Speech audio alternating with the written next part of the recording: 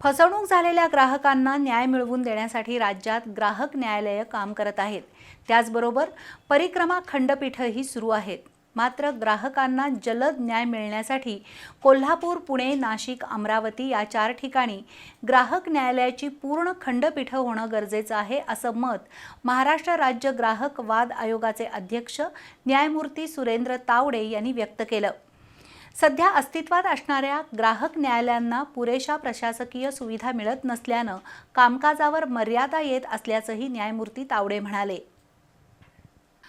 महाराष्ट्र राज्य ग्राहक वाद आयोगाचे अध्यक्ष आणि परिक्रमा खंडपीठाचे प्रमुख न्यायमूर्ती सुरेंद्र तावडे कोल्हापूर जिल्हा दौऱ्यावर आले आहेत। या दौऱ्यात ते जिल्हास्तरीय ग्राहक मंच आणि परिक्रमा खंडपीठाचं कामकाज पाहणार आहेत। तसंच अपिलावरील सुनावणीही घेणार आहेत। त्यांनी बी न्यूजला विशेष मुलाखत दिली। यावेळी त्यांनी ग्राहक मंचच्या कामकाजाचा आढावा घेतला। परिक्रमा खंडपीठासमोर दरमहा किमान 80 अपिलं दाखल होतात। प्रत्येक आठवडाभराच्या कामकाजात 50 ते 55 अपिलावर सुनावणी पूर्ण होऊन निकाल दिले जातात। अजूनही ग्राहक न्यायालय आणि परिक्रमा खंडपीठाला पुरेशा प्रशासकीय सुविधा नसल्यानं कामकाजावर मर्यादा येत आहेत, असं न्यायमूर्ती सुरेंद्र तावडे यांनी सांगितलं। त्यामुळे साधारण 75 ते 80 अपिलं दर महिन्याला दाखल होतात आणि त्या मानाने निपटारा होत नाही, कारण 8 दिवसामध्ये सर्किट बेंच जे येतं ते फार तर 50-55 मॅटर्स फक्त काढू शकतं आणि महिन्याचं फायलिंग मात्र 75च्या वर आहे, 80 पण आहे। कधी कधी रिव्हिजन्स येतात किंवा काही दुसरी मिसलेनियस अर्ज येतात, तर त्याचं निपटारा होत नाही।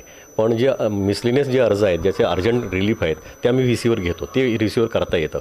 पण पूर्ण अपील ऐकता येत नाही, कारण त्याच्या फायली आमच्याकडे नसतात मुंबईमध्ये।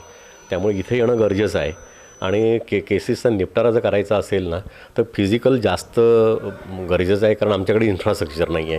म्हणजे आम्हाला काही कम्प्युटर्सचं किंवा लॅपटॉप प्रोव्हाइड केलेलं नाही आहेत कोणालाही, तर त्यामुळे आणि तसं इंटरनेटचाही प्रश्न येतो, कधी बऱ्याच वेळा नेटवर्क नसतं, त्यामुळे कामं त्या वेळेला होतील असं सांगता येत नाहीत। सन 2015 मध्ये ग्राहक न्यायालयाचं परिक्रमा खंडपीठ निर्माण झालं। सन 2022 पासून पूर्ण खंडपीठ व्हावं यासाठी प्रयत्न करत आहे। राज्यात कोल्हापूर, पुणे, नाशिक, अमरावती या ठिकाणी ग्राहक न्यायालयाची खंडपीठ होणं गरजेचं आहे। मात्र शासनाच्या आर्थिक मर्यादेमुळे ग्राहक न्यायालयाची खंडपीठ होण्यात अडचणी आहेत, असंही न्यायमूर्ती तावडे यांनी सांगितलं। मी 22ला आलो, 22पासून माझा पाठपुरावा चालूच आहे। आपण 2-3दा मीटिंग घेतलं त्याच्यामध्ये, पण सरकारच्या पण काही फायनान्शियल क्रंच आहे त्यांच्याकडे, त्यामुळे ते होत नाही आहे। आणि कोल्हापूर एक होणार नाही। मग जर कोल्हापूर सर्किट बेंच जर रेग्युलर झालं तर मग अशी 5 बाजूला आहेत, म्हणजे नाशिक आहे, पुणे आहे, अमरावती आहे, ही पण 3 मग पूर्ण करावी लागतील। 4 आहेत ना, कोल्हापूर, पुणे, नाशिक आणि अमरावती ही सर्किट बेंचेस आहेत। इथे फक्त स्टाफच दिला नाही आहे, पण प्रत्येक ठिकाणी 3000च्या वर फायलिंग आहे, त्यामुळे ते पूर्ण होणं गरजेचं आहे। सर्किट बेंचचं रेग्युलर बेंच होणं गरजेचं आहे। गेल्या काही वर्षांपासून ऑनलाईन फसवणुकीचे प्रकार वाढले आहेत। ही प्रकरणं सुद्धा आता ग्राहक न्यायालयाच्या कक्षेत आली आहेत, अशी माहिती न्यायमूर्ती तावडे यांनी दिली। सरकारने त्याच्यावर बंधनं आणलेत की माल विकताना तुम्ही कोणी प्रोड्यूस केला आहे, मॅन्युफॅक्चरर कोण आहे, डिस्ट्रीब्युटर कोण आहे, हे सांगणं गरजेचं आहे।